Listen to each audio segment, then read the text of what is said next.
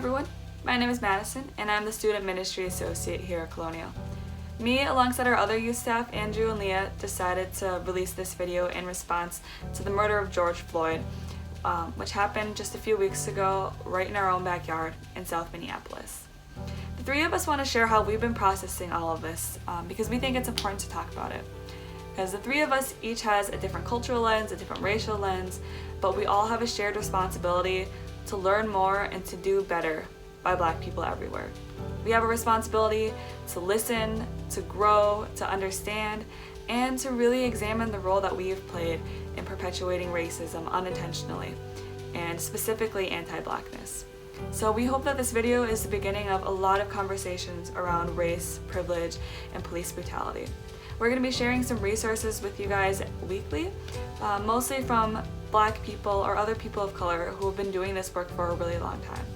We think it's really important to learn from the experts and then also to start processing this together as a group, because we're not going to do it perfectly, but we're going to have a better chance of doing right by our neighbors if we're doing it with each other.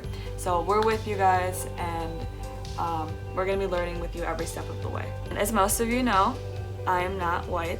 I'm an Asian American. My parents are from Vietnam and came over during the Vietnam War. And when I was growing up, I went to a school that was mostly white, and my classmates made it pretty clear that they noticed it. So people would say little things that stung here and there. And it wasn't really until I got to college that I had friends who weren't white. And immediately with my Black friends, I felt like I could open up about things that people would say to me, and the way I was treated by some of my white classmates, and I felt like we could bond over that.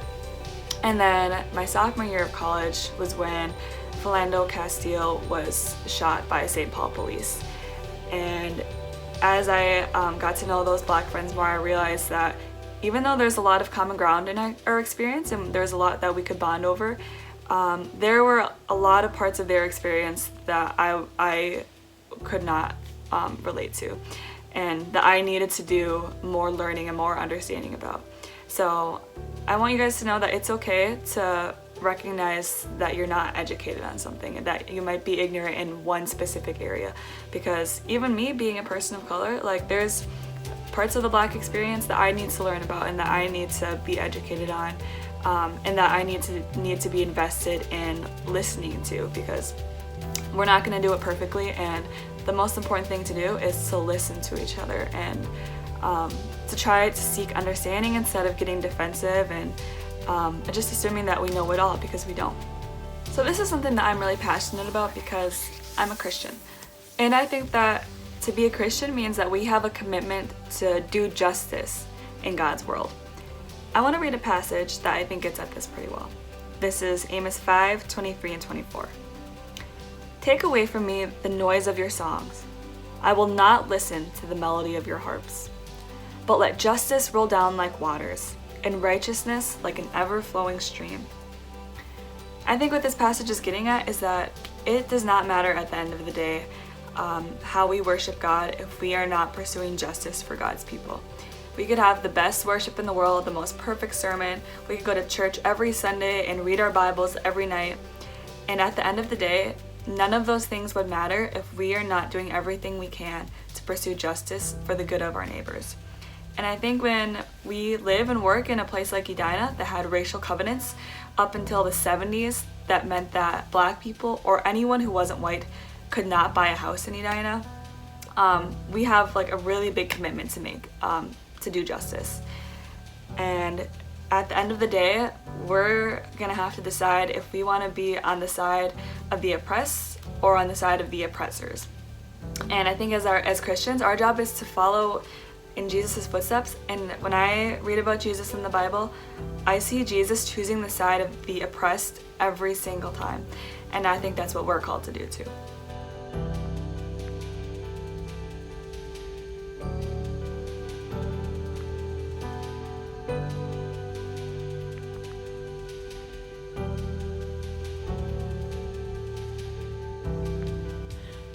Hey everyone, my name is Leah. I am the Youth and Emerging Adult Associate, and I am white. My parents are white, my grandparents are white. The small rural town I grew up in is nearly 100% white. I've had the privilege of never being afraid of police. I have had the privilege of my skin color never affecting me or my family's economic status or opportunities. Sure, I've had hard things happen in my life, but it's never been because of my skin color. I am white and I have white privilege. Growing up, I was always taught that all races were loved by God and that treating others poorly because of their skin color was not okay. And I knew racism was something to be aware of, and I knew it was something to be mindful of. But all of my initial education about racism was taught to me by white people. Historically, I learned the roots and racism towards Black people. I knew about the 60s and the Civil Rights Act, of course, but I was never taught about white privilege. Thankfully, through different mentors and experiences, I began to learn about white privilege and the effects of systemic racism in the US and around the world. And I realized opportunities were easier for me because I was white, because my family was white. I realized what white privilege was. Well, I've learned and dove into some of this before, the murder of George Floyd and the movement it has started or reawoken has caused me to re-examine. I'm grieved that it took something like this for me to remember that checking my privilege regularly shouldn't stop. And I'm incorporating resources and people and trying to develop daily rhythms of learning what it means to be a white ally and what it means to actually take a stand against racism. I have many areas of continued growth and inner work to do. I am listening and finding resources from those who have experienced racism and building new ways in my life for ongoing learning. I've been pressing into many uncomfortable conversations with white friends and neighbors who don't want to recognize their role in doing the work. I believe the most growth we can experience is in the most uncomfortable places. And so I've really been pressing into that uncomfortableness in those conversations. The radicalness of Jesus plays a part in this for me. I believe Jesus was political. I believe he was going against societal norms, and he was taking a stand against religious leaders and the Roman Empire. Jesus was not silent. Jesus was a voice for the oppressed. He was a voice for unity and for peace. And I believe our faith should move us in love to break the norms of society today. I believe that we should be a voice for the oppressed, and we can't be that voice if we aren't listening to what they are saying, what they're crying out for. Isaiah 1:17 says, "Learn to do right, seek justice, defend the oppressed, take up the cause of the fatherless, plead the case of the widow." Friends, this is a time to press in and learn, and to continue learning, to continue listening. Notice where you become defensive and ask yourself why. Go to the places that are uncomfortable. Go to the places that challenge your thinking and listen to other perspectives.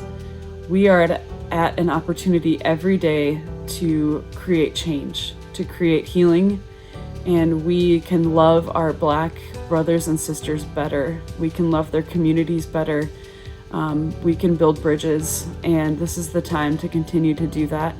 We're here for continued conversation and growth with you. Let us learn how to truly love our neighbors better. We love you all.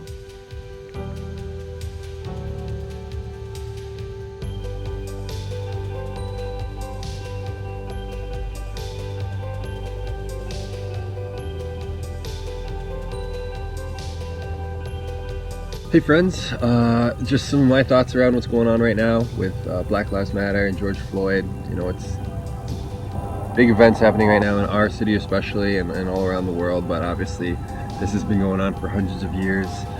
Systemic racism and white supremacy. As far as what I'm how I'm growing personally, you know, obviously I'm Asian American, but yeah, it's just an interesting space. Spending most of my life as the model minority, so in some spaces, you know, maybe I'll show up and, you know, I'm the other, I'm the different one, you know, microaggressions or discrimination, but the other reality is that I'll never have the same experiences as my black brothers and sisters. So just kind of looking in the mirror and reflecting and checking how I show up in spaces, and when I can be a benefit by speaking up and being an advocate, and in other spaces where, you know, I probably just need to shut up and listen and hear the experiences of others. As far as how I'm growing right now, you know, it's always a good time to just do inner work, lean in, see what makes you uncomfortable, and try to figure out why. You know, trying to, you know, making sure I'm immersing myself with as many resources as possible, so it's not just me, whatever, just thinking my own, like whatever I think, but then also listening to stories. You're gonna hear a lot of people talk about what they can control, and obviously for me it's my own story, but then also having conversations with you know, my family. You know, we just had a talk with my 9-year-old about what was going on. Then obviously with my job being one of the ministers at Colonial, pushing into conversations and trying to help lead us as a community. You know, how can we show up as a church? You know, whether it's partnering with organizations in the Twin Cities to do the good work, figuring out how we can support them in the work they're already doing, whether it's having study spaces or you know, basically how the community can make a stand, right, for justice and fighting against, you know, systemic oppression and all that. So that's, you know, been an important lane for me. And then as far as how this deals with my faith, you know, for me it's like, you guys are gonna hear me talk about this a lot, just like tangibly, what does it mean to love your neighbor? And obviously your neighbor can be individuals, specific people, but also communities, right? And how do we love our neighbors, you know, our black neighbors, communities of color, etc. And when I was in seminary at Bethel, kind of the theology that resonated with me the most was actually liberation theology. If you guys haven't read God of the Oppressed by James Cone, I would highly suggest it. Just this idea that, you know, in the story of how God interacts with his people, how he's deeply connected to and cares about the communities who are hopeless or helpless, and he helps redeem them and free them. You know, just think about the Israelites, right, escaping out of Egypt and all that. But yeah, just like what God does for people groups